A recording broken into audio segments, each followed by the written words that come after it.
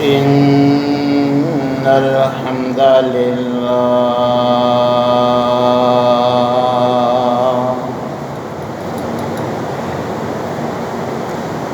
نحمده ونستعينه ونستغفره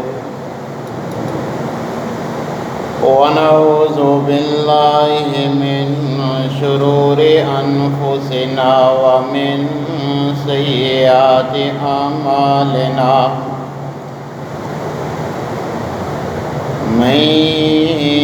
يهده الله فلا مضل له ومن يضلل فلا هادي له وأشهد أن لا إله إلا الله وحده لا شريك له وأشهد أن محمدًا عبده ورسوله أما بعد فإن خير الحديث كتاب الله وخير الهدي هدي محمد صلى الله عليه وسلم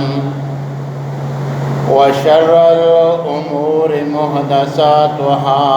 وكل محدثة بدعة وكل بدعة ضلالة وكل ضلالة في النار. يا أيها الذين آمنوا اتقوا الله حق تقاته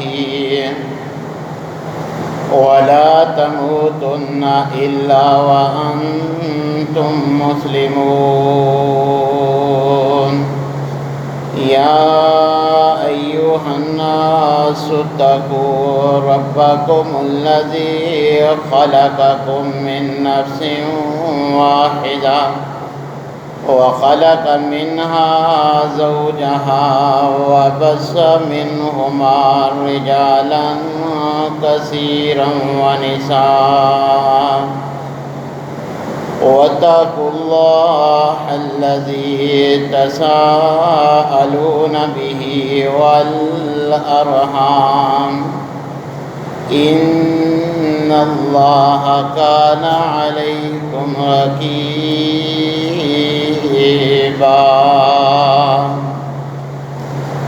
يا أيها الذين آمنوا اتقوا الله وقولوا قولا سديدا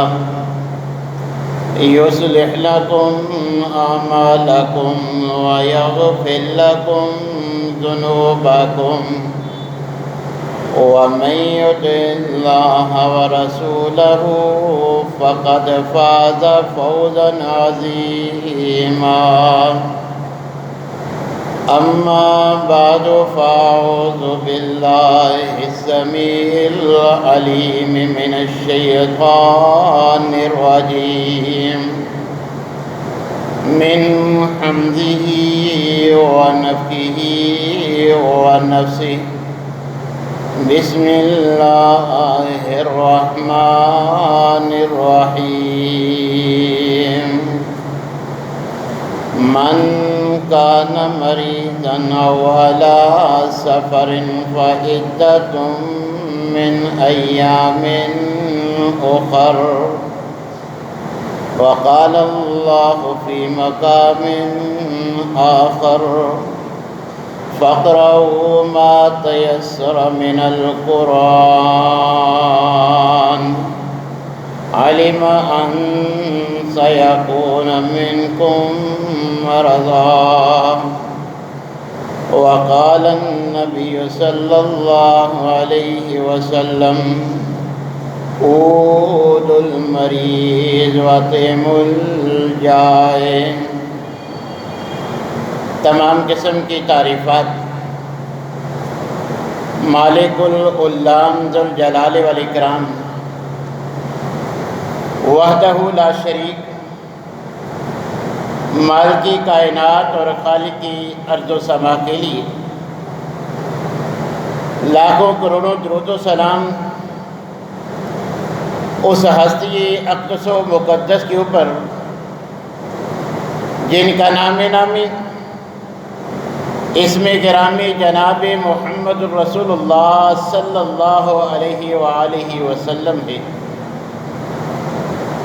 سامعین محترم، گزشتہ خطبہ جمعۃ المبارک کے اندر جو ہمارے پیارے ہم سے بچھڑ جاتے ہیں ان کے ہمارے ذمے کیا حقوق ہیں جو ہمیں ادا کرنے چاہیے،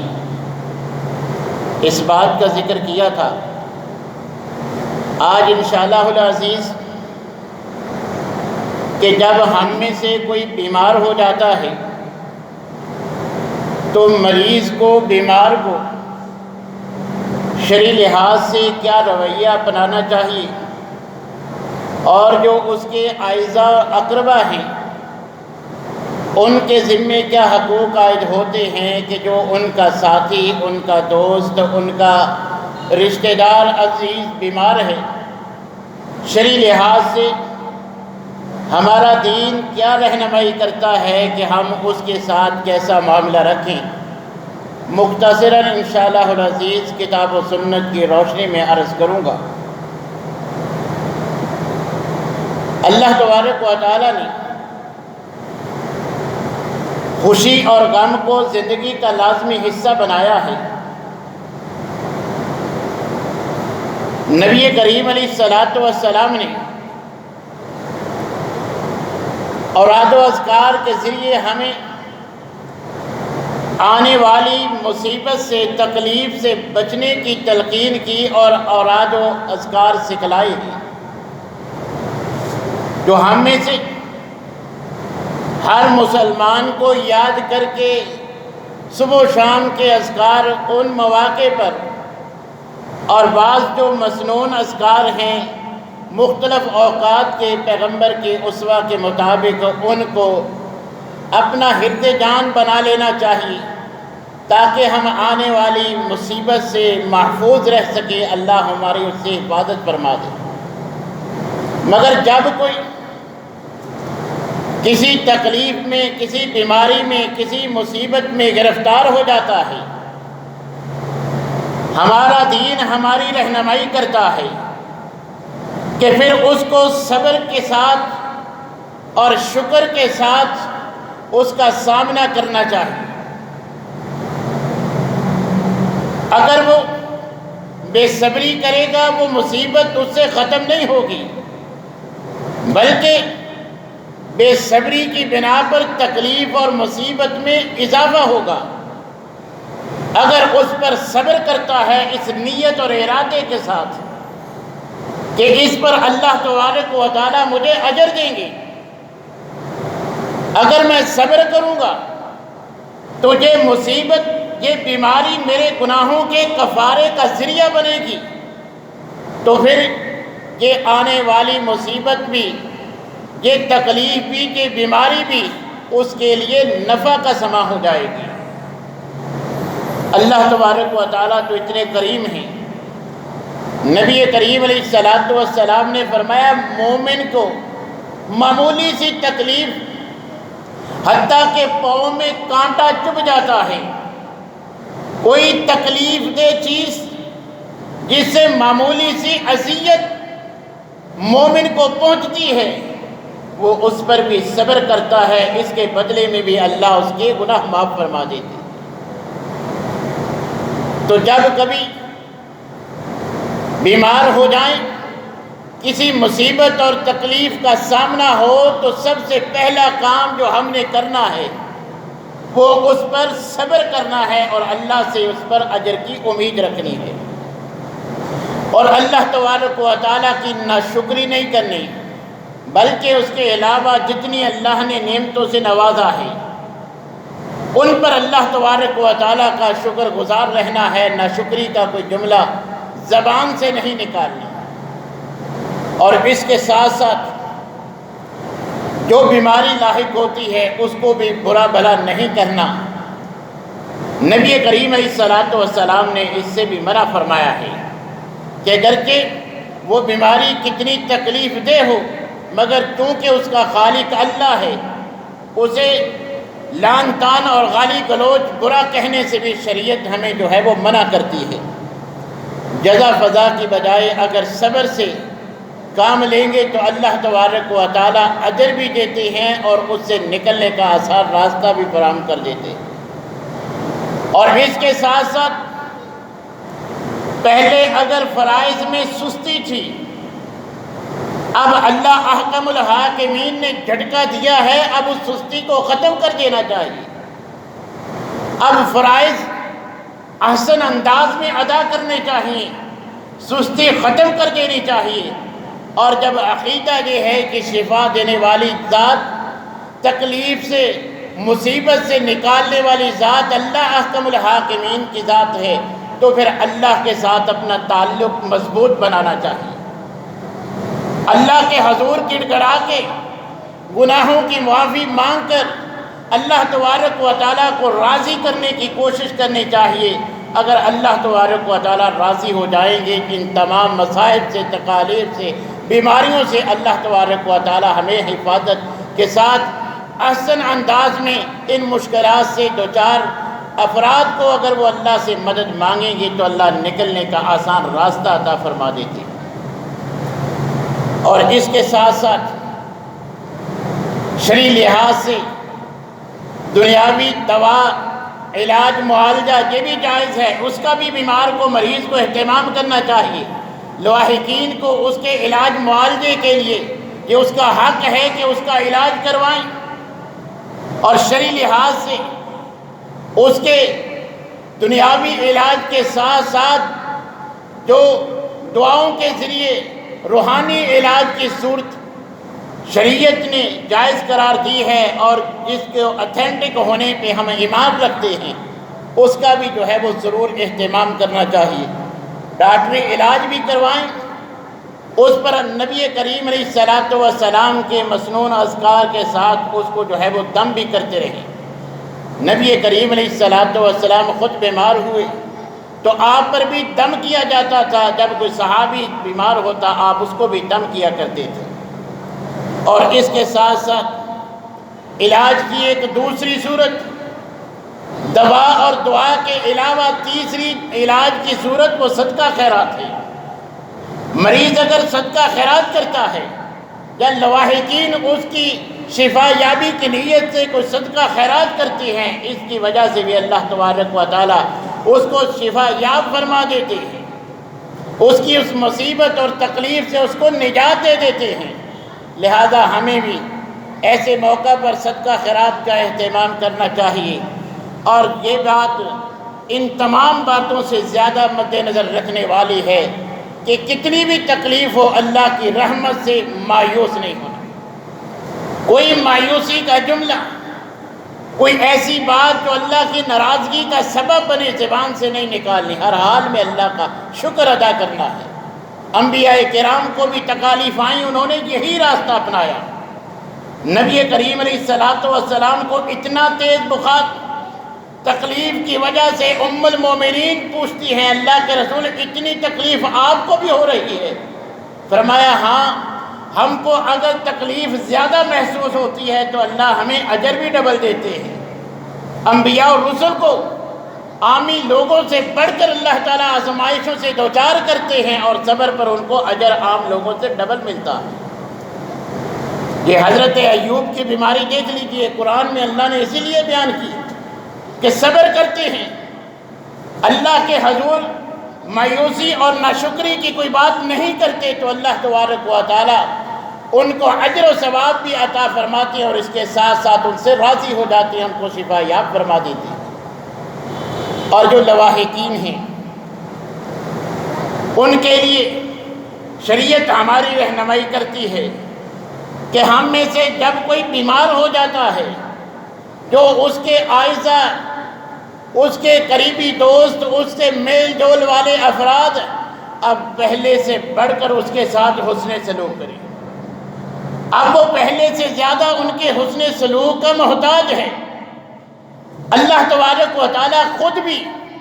جب کسی اپنے بندے کو اس عارضے سے دوچار کرتے ہیں، عام بندوں سے ہٹ کر اس کے ساتھ احسن انداز میں پیش آتے ہیں۔ جب کہ اللہ تبارک و تعالیٰ کسی کو بیماری کی آزمائش میں مبتلا کرتے ہیں، اللہ اس کے لیے آسانیاں بھی پیدا کرتے ہیں۔ کھڑا ہو کے نماز نہیں پڑھ سکتا، اللہ آسانی دے دیتے ہیں، بیٹھ کے پڑھ لے۔ بیٹھ کے نہیں پڑھ سکتا، لیٹ کے پڑھ سکتا ہے، اللہ مزید آسانی دے دیتے ہیں۔ روزوں کے متعلق فرمایا جو بیمار ہو جائے اس کے لیے اللہ آسانی دیتے ہیں کہ وہ روزہ چھوڑ دے، صحت یاب ہونے کے بعد وہ قضائی دیتا ہے۔ اسی طرح فرمایا فَقْرَؤُوا مَا تَيَسَّرَ مِنَ الْقُرْآنِ، رات کو نوافل میں کتنی تلاوت کرنی ہے؟ اللہ فرماتے ہیں آسانی سے جتنا پڑھ سکتے، کیونکہ اللہ جانتے ہیں کہ ان قریب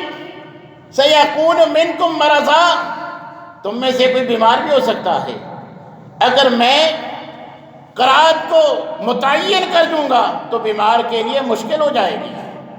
لہذا اللہ تبارک و تعالیٰ متعین نہیں کرتے کہ جتنا آسانی سے قرآن پڑھ سکتی ہو پڑھ لو۔ اس میں بھی اللہ تبارک و تعالیٰ نے مریض کی رعایت رکھی ہے، اور باقی شرعی احکام میں بھی دیکھی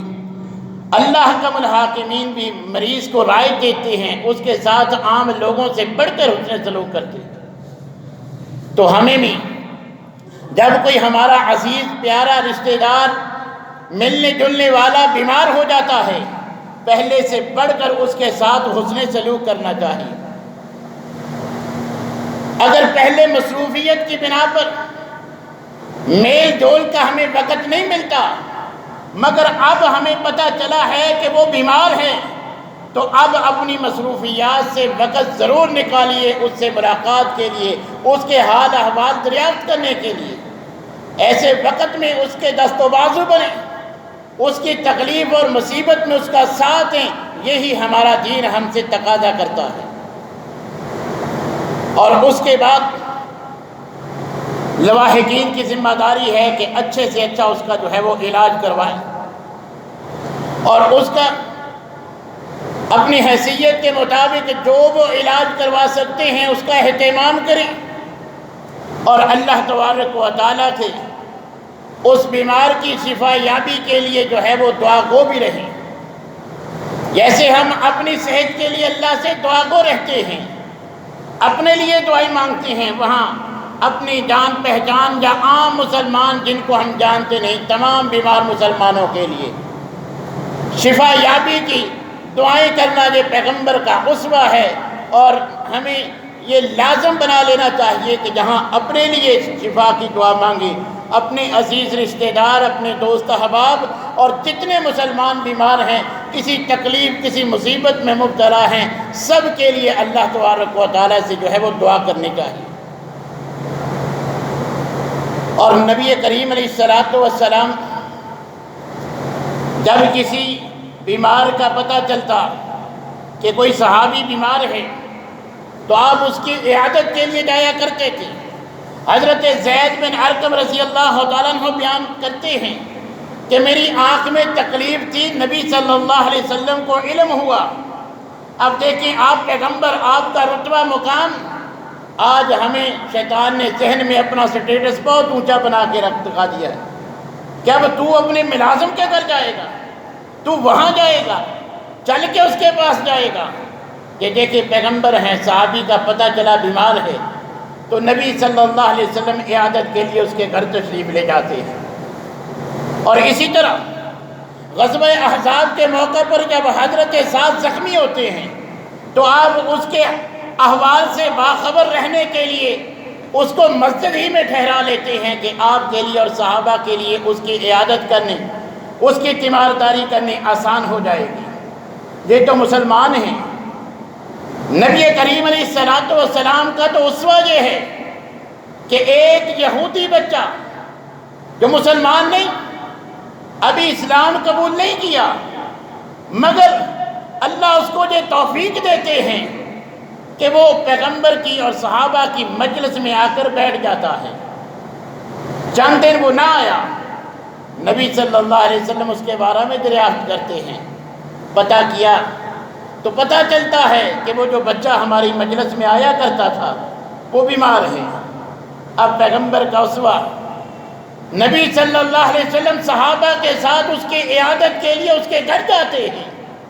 غیر مسلم بچے کی عیادت کے لیے امام الانبیاء اس کی دہلیز پہ اس کے گھر جاتے ہیں، حال احوال معلوم کرنے کے ساتھ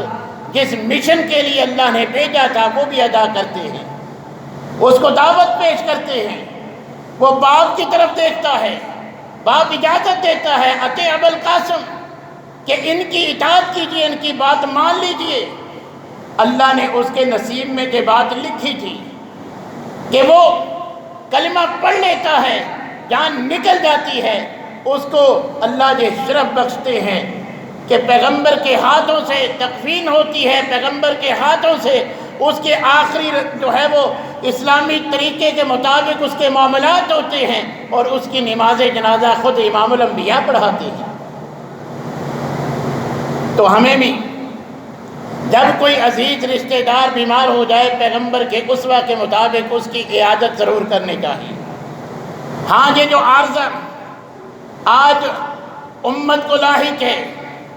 اس کی عیادت آپ احتیاطی تدابیر کے ساتھ بھی کر سکتے ہیں، فون پر بھی کریں گے، اظہار کی بنا پر اس کے پاس نہیں بھی جا سکتے تو پھر بھی اللہ تبارک و تعالی ہمیں اجر سے محروم نہیں رکھیں گے۔ یہ کوئی معمولی کام نہیں۔ نبی کریم علیہ السلام نے فرمایا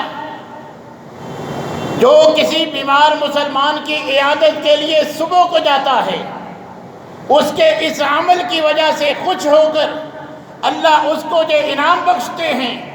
کہ 70,000 وہ فرشتے جو اللہ کی نافرمانی کر ہی نہیں سکتے، وہ 70,000 فرشتے اس انسان کی مغفرت کی اللہ سے دعائیں کرتے رہتے ہیں شام تک،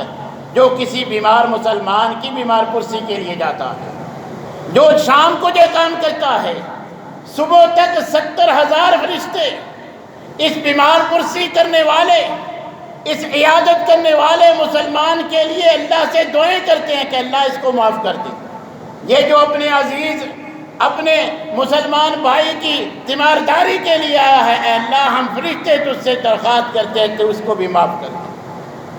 اور جو اس وقت وہ کلمہ کہتا ہے اللہ تبارک و تعالی اس کے حق میں مریض کے لیے جو بھی وہ دعا یا کلمہ زبان سے نکالتا ہے اس کے حق میں اللہ قبول فرما لیتے، اور فرشتہ اس کے بارے میں دعا کرتا ہے کہ اللہ اس کے لیے بھی ایسا ہی ہو۔ تو جیسے وہ دوسرے کے لیے شفا مانگتا ہے فرشتہ اس کے لیے شفا مانگتا ہے، اللہ اسے بھی شفا دے دیتے ہیں، اس کو بھی محفوظ رکھتے ہیں اس تکلیف سے۔ یہ جو ایسا نسخہ اللہ نے ہمیں دیا ہے، نبی کریم علیہ السلام نے فرمایا جو کسی مریض کے پاس عیادت کے لیے گیا اور اس کی عیادت کے وقت اس نے یہ مسنون الفاظ اسأل اللہ العظیم رب العرش العظیم ان یشفیک، کسی بیمار کی عیادت کے لیے گئے ہیں 7 مرتبہ یہ الفاظ کہہ دیں، نبی صلی اللہ علیہ وسلم نے فرمایا اس بیماری کی وجہ سے اگر اس کی موت نہیں لکھی، تمہارے 7 مرتبہ یہ مسنون الفاظ یہ دعا اسأل اللہ العظیم رب العرش العظیم ان یشفیک ایک سانس میں آپ پڑھ سکتے ہیں، 7 بار یہ الفاظ کہنے سے اللہ اس مریض کو شفا یاب کر دیتے۔ اور اسی طرح نبی کریم علیہ السلام نے فرمایا جو کسی مصیبت میں بیماری میں گرفتار کسی انسان کو دیکھ کر اپنے لیے یہ دعا کر لیتا ہے الحمدللہ الذی عافانی مما ابتلاک بہ وفضلنی علی کثیر ممن خلق تفضیلا، وہ ٹی وی پہ دیکھ رہا ہے لوگوں کو یہ کرونا کی بیماری لگ رہی ہے، وہ ان مریضوں کو تصاویر دیکھتا ہے، سوشل میڈیا پہ دیکھتا ہے یا کسی کے بارے میں سنتا ہے، علم ہوتا ہے، اس وقت یہ دعا کر لیتا ہے تو نبی صلی اللہ علیہ وسلم نے فرمایا کہ اس انسان کو جو یہ دعا کر لیتا ہے اللہ اس مصیبت سے اس بیماری سے محفوظ فرما لیتے ہیں۔ اللہ تبارک و تعالیٰ نے تو بے شمار آسانیاں رکھی، جب تک کوئی مسلمان کسی مسلمان بیمار کے پاس بیٹھ کر اس کے حال احوال دریافت کرتا ہے فرشتہ اعلان کرتا ہے کہ خوش ہو جا، اب تو جنت ہی میں بیٹھا ہے اور جنت کے باغ سے پھول جو ہے وہ اپنے لیے چن رہا ہے۔ جتنی دیر بیٹھا ہے تو گویا ایسے ہی ہے جیسے تو جنت میں بیٹھا ہوا۔ مریض کی عیادت اس قدر اہمیت کی حامل ہے، حدیث قدسی ہے، کل قیامت کے دن اللہ احکم الحاکمین اپنے بندوں سے سوال کریں گے کہ میرے بندے میں بیمار تھا، تو نے میری عیادت کیوں نہیں کی؟ بندہ کہے گا اللہ تو تو شفا دینے والا، تو تو شفائیں بانٹنے والا ہے۔ تو اللہ بتلائیں گے تجھے علم بھی تھا کہ فلاں تیرا جاننے والا تیرے علم میں تھا، وہ بیمار ہے، اگر اس کی عیادت کرتا تو میری مدد وہاں پاتا، اجر بھی ملتا۔ مگر اگر ہم یہ کام نہیں کرتے تو ہم خود اپنے آپ کو اجر سے محروم بھی کر لیتے ہیں، اور یہ جنتی عمل کہ جس کے کرنے پہ اللہ تعالیٰ خوش ہو کر جنت عطا فرماتے ہیں، ہم اس سے محروم ہو جاتے ہیں۔ نبی کریم علیہ السلام صحابہ کی مجلس میں موجود ہیں، صحابہ کی تربیت چیک کرنے کے لیے سوال کرتے ہیں، تم میں سے آج کون ہے جس نے نفلی روزہ رکھا؟ جناب صدیق مثبت میں جواب دیتے ہیں۔ پھر پوچھتی ہیں کہ کون ہے جس نے ضرورت مند کو کھانا کھلایا؟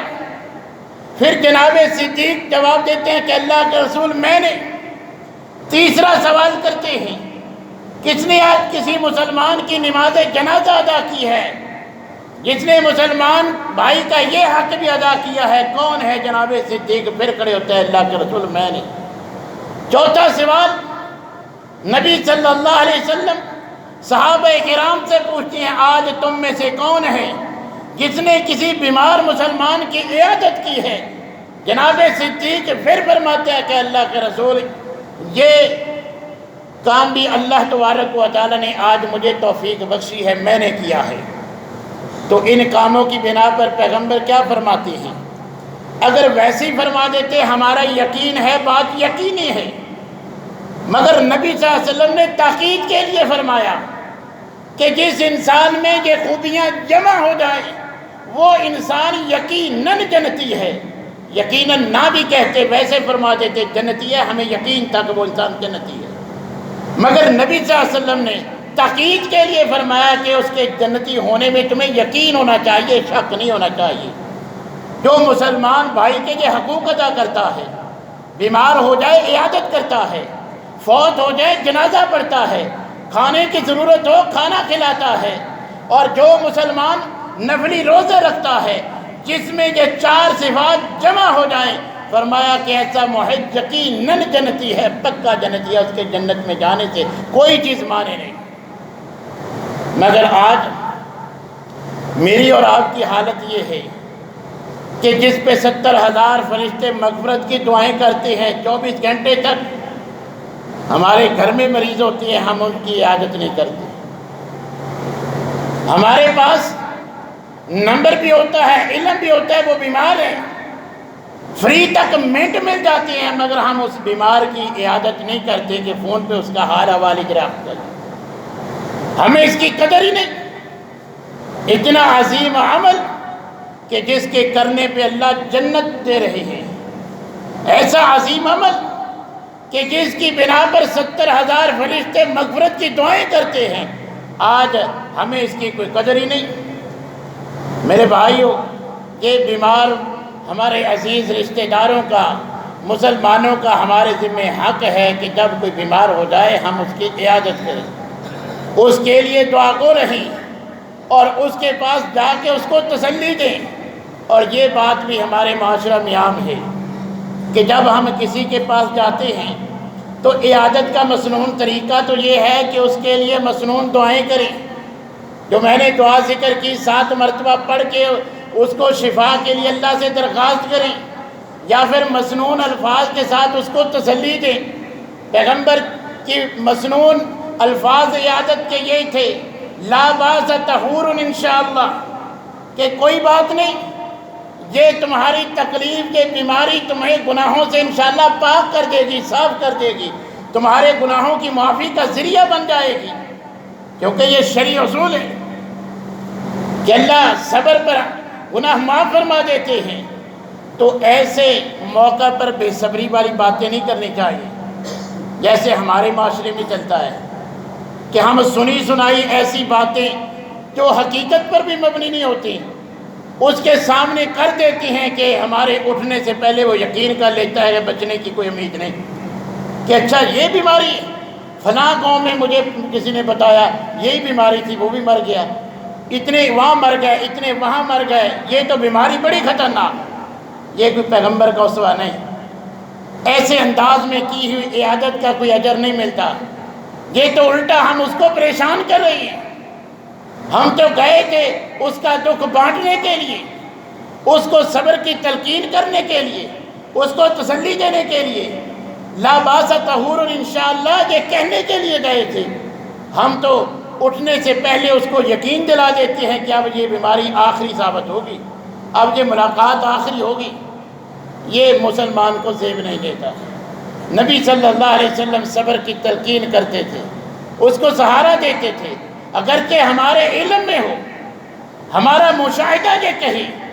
ہمارا اپنا تجربہ یہ کہے کہ اب اس کی حالت سنبھلنے والی نہیں، مگر پھر بھی دین ہم سے تقاضا کرتا ہے کہ ہم اس کو صبر کی تلقین کریں، اس کو حوصلہ دیں، تب اللہ تبارک و تعالیٰ ایسے انسان کو اجر دیتے ہیں، تب اس کے لیے فرشتے مغفرت کی دعائیں کرتے ہیں۔ اور اس انسان کو بتلانا چاہیے کہ مصیبت پہ صبر کرنے سے اجر بھی ملے گا اور اللہ تبارک و تعالیٰ راضی ہو کر اس کے بدلے میں تمہیں جنت عطا فرمائیں گے۔ صحابیہ نبی صلی اللہ علیہ وسلم کے پاس آ کے اللہ سے دعا کی درخواست کرتی ہے کہ مرغی کا دوڑا ہے، پڑتا ہے، بڑی تکلیف ہوتی ہے، اللہ سے دعا کریں، مجھے امید ہے آپ کی دعا سے اللہ معاف فرما دے گا، مجھے اس مصیبت سے تکلیف سے اللہ تعالیٰ جو ہے وہ بچا دیں گے، حفاظت فرمائیں گے، یہ عرصہ ختم ہو جائے گا۔ آپ نے فرمایا اگر تیری خواہش یہ ہے تو میں دعا کرتا ہوں، امید ہے اللہ تعالیٰ اس بیماری کو ختم کر دے، مگر اگر اس پر صبر کرے گی تو اس کے بدلے میں اللہ تمہیں جنت دیں گے۔ فرمایا اللہ کے رسول سودا منظور ہے، بس آپ اتنی دعا کر دیں جب مجھے دورہ پڑے پردہ چاک نہ ہو، اللہ میرے پردے کی حفاظت فرما لیں، اس بیماری کے بدلے میں اگر اللہ تبارک و تعالیٰ مجھے صبر پر جنت دیتے ہیں مجھے سودا منظور ہے۔ تو آج ہمارے ہاں جو بے صبری کے کلمات، یہ اللہ کی ناشکری والی باتیں، یہ آج مسلمان بیمار اور ان کے پاس بیٹھنے والے سبھی جو باتیں کرتے ہیں، یہ سارے ہمیں ان سے جو ہے وہ گریز کرنا چاہیے، اس کو صبر کی تلقین کرنی چاہیے کہ اس تکلیف پہ تکلیف تو ہے مگر صبر کریں، اور صبر پہ اللہ اجر اتنا دیتا ہے۔ نبی صلی اللہ علیہ وسلم نے فرمایا کل قیامت کے دن جب اللہ جزا و سزا دیں گے، یہ مصیبت پہ صبر کرنے والوں کو جب اجر ملے گا نا، تو یہی جو بے صبری کی باتیں کرتے تھے، نبی صلی اللہ علیہ وسلم نے فرمایا وہ حسرت کریں گے کہ کاش ان کے جسم دنیا میں کینچیوں سے کاٹے جاتے اور وہ بھی صبر کرتے تو آج ان کو بھی ان کی طرح اجر ملتا۔ صبر کرنے پہ جو اجر ملے گا وہ لوگ حسرت کریں گے کاش ہمیں بھی سخت سے سخت تکلیفیں ملتی، ہم بھی صبر کر لیتے تو آج ہمیں بھی اسی طرح اجر ملتا۔ تو اس لیے میرے بھائیو، جس کو کوئی بیماری، کوئی دکھ، کوئی تکلیف پہنچتی ہے اسے صبر کرنا چاہیے، اللہ کے ساتھ تعلق مضبوط کر لینا چاہیے، اور لواحقین کو اس کو صبر کی تلقین کرنی چاہیے اور اس کے ساتھ پہلے سے بڑھ کر حسن سلوک کرنا چاہیے۔ ہمارا دین ہم سے اسی بات کا تقاضا کرتا ہے، اور یہ بات بھی آپ جانتے ہیں جس بیماری سے آج پوری امت مسلمہ، پوری دنیا پریشان ہے، اور اس کا تو علاج ہی خالصتاً شرعی ہے، غیر مسلم بھی اپنانے پہ مجبور ہیں، کہ جس کی دوا ابھی تک ایجاد نہیں ہوئی، غیر مسلم بھی بتلاتے ہیں کہ اس سے صفائی طہارت کے ساتھ اس سے بچا جا سکتا ہے۔ وضو اس کا بہترین سینٹیلائزر جو دنیا میں ہے کرونا وائرس سے بچنے کے لیے، وہ وضو رہنا ہے، بار بار وضو کرنا ہے۔ یہ تو وضو اللہ تبارک و تعالیٰ اس سے جراثیم کو بھی دھو دیتا ہے اور اس کے ساتھ ساتھ مومنوں کے گناہوں کو بھی دھو دیتا ہے۔ ناخنوں کے نیچے سے بھی گناہ نکل جاتے ہیں اسے وضو سے۔ اور اس کا بہترین علاج جو ہے وہ ہمیں تو مسلمان ہونے پر فخر ہونا چاہیے، مسواک ہے کہ یہ جو ماسک، یہ تو ہم بچاتے ہیں کہ دوسرے کے جراثیم تھوک میں مل کر ہمارے منہ میں چلے جائیں، مگر اس کا بہترین علاج جو ہے وہ مسواک ہے۔ ہمیں ہر وقت باوضو رہنا چاہیے، بار بار وضو کرتے رہنا چاہیے، اور پیغمبر کے اسوہ کے مطابق جو ہے وہ کثرت کے ساتھ مسواک کی جو ہے وہ سنت پہ عمل کرنا چاہیے۔ انشاءاللہ اللہ تبارک و تعالیٰ ان جراثیموں سے محفوظ رکھے گا۔ اگرچہ اس کی دنیاوی لحاظ سے کوئی دوا نہیں ہے، مگر کرونا کا علاج کتاب و سنت کی روح سے رونا ہے، اللہ کے حضور گڑ گڑانا ہے۔ اس کا خالق اللہ ہے، شفا دینے والا اللہ ہے، تو ہمارا کامل یقین ہے اللہ شفا دیتا ہے، اللہ ہی سے شفا مانگنی چاہیے۔ اللہ کے ساتھ اپنا تعلق مضبوط کر لیں گے، اللہ پہلے بھی محفوظ رکھے گا۔ اگر کسی کو اس سے دوچار ہو جائے وہ بھی اللہ سے شفا مانگے گا تو اللہ تبارک و تعالیٰ اس کو بھی شفا یاب